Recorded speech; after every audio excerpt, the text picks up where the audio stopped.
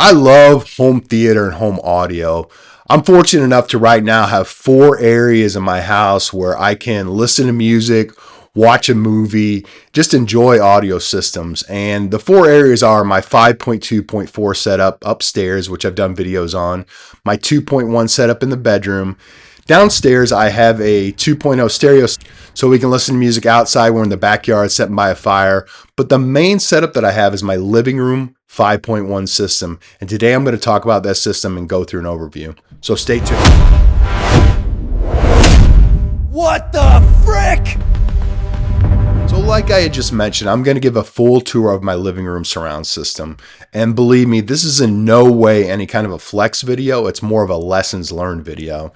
So the setup on paper should be great, but in reality, it's muddy, the speaker placement is wrong, and the aesthetic friction with my wife is at an all-time high. We're resetting. Everything is going with the exception of a few items, and the RSL 5.1 system is moving in. So right now it's kind of a mess, but I'm super excited because the RSL 5.1 system that was sent to me for review is going to take the place of what we're going to see today. And I'm super excited to get that Speedwoofer 12S in here just to see what it can do. Let's break down the gear that's failed me and the gear that's staying. So at the heart of my room is my 65-inch LG C2 OLED. It's the best TV I've ever owned. Hands down, if you could have the opportunity to get an OLED, I highly recommend it. But because this is an open concept living room, there's really only one spot for it, and that was above the fireplace.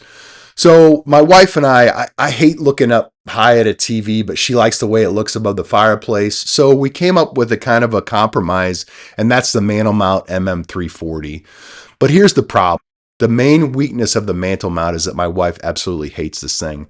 In an open concept room, you don't just see the front of the TV, you see the profile. When you walk in from the entryway, you see the mechanical arms, the cables, the gap between the wall and the mount. It's a visual C+ in a room where it needs to be an A. So if you're building a living room setup, never underestimate the side view factor. Let's talk about what's powering everything, and that's my Denon AVR-X1700H. Now, this is a piece of gear that I actually really like. It's a 5.2 channel receiver, it supports 8K, and it has enough power for a 5.1 setup in a space like this. So the struggle right now, even though my Denon is solid, it's only as good as the speakers it's driving. I've spent hours in the Odyssey Multi-EQ XT editor app trying to EQ the mud out of my current speakers. I boosted the center channels, I messed with the crossovers. No amount of software can fix anything that isn't up to the task. The Denon is staying for the RSL build, but it's finally going to have some speakers that actually deserve its processing power. All right, for my sources, I'm a dual threat user. So I use my Apple TV 4K for 90% of my streaming.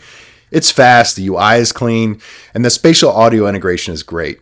Then for the big moments in gaming, I've got the Xbox Series X, which I have dual use because I use it for gaming and then I use it for a DVD player as well, 4K DVD player. So here's where the system falls apart. Whether I'm playing a game on the Xbox, I need directional accuracy. I need to know if someone's behind me to the left because of my current speaker situation, which we'll get to in a second.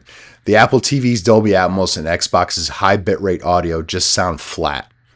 I'm feeding this system high quality signals and the speakers are essentially bottlenecking the experience. Let's talk about the shortfall in my system, and the real culprits are the Monolith OW3 on walls. They're technically LCRs, but they sound muddy. In a large room, they have no stereo separation. And then as you can see, you look up at my surrounds, they're Klipsch in-ceiling speakers that are in the ceiling. And the speaker placement, just because of the room setup, is not ideal. So the sound is supposed to happen around you, not above you.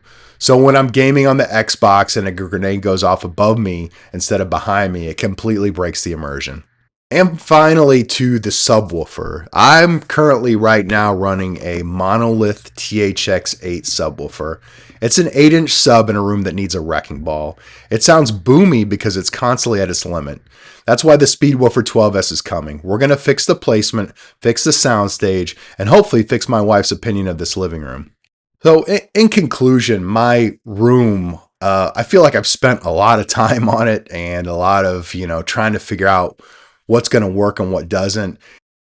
I really believe that the RSL 5.1 system is going to be a great solution, and just for a couple reasons. Even though the speakers are smaller, I know that they're going to give great dynamic impact. And I'm excited to pair it with that Speedwoofer 12S just to see how it sounds. So please stay tuned as I walk through the process of switching out what I have now to the new RSL 5.1 system. And I'm excited to see what comes. And as always, I appreciate you watching the video. Please like and subscribe. And I'll continue to put out weekly content. And thank you so much. What the frick?